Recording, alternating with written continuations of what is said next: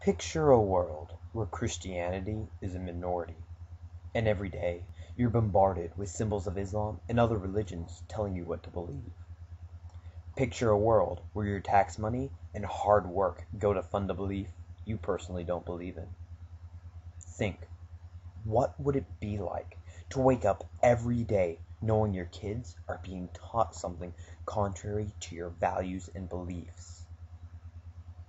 Thankfully, we don't live in such a world, thanks much in part to our founding fathers developing a government that had church and state separated, a nation where everyone was free to choose what they believed, and where the government couldn't favor one religion over another.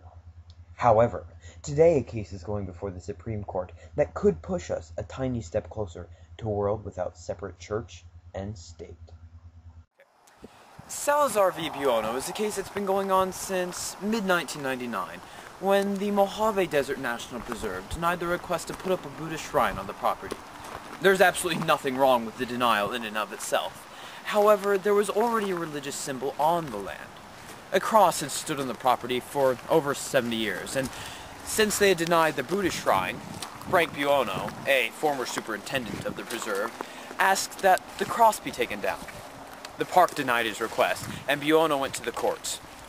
Lower courts found in favor of Buono because it is clearly written in the Establishment Clause of the First Amendment of the Constitution that Congress shall make no law respecting an establishment of religion. Basically, it's saying that Congress can't favor one religion over another. And essentially that's what happened when they allowed there to be a Christian cross on the property, but not a Buddhist shrine. This is where the current argument starts.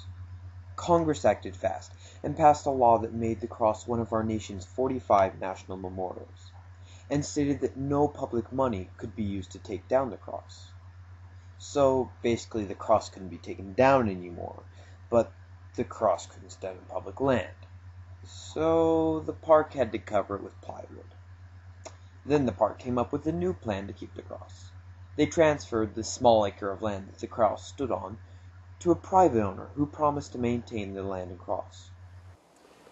Problem solved, right? No cross on public land equals no problem.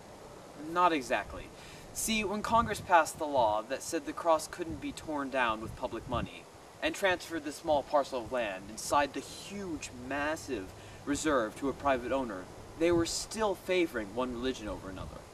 And it clearly says in the Establishment Clause of the First Amendment that Congress shall make no law respecting an establishment of religion. So here we are. Advocates of the cross would be quick to point out that the cross has stood for over 70 years. And there are tons of other crosses on public land, like in Arlington National Cemetery.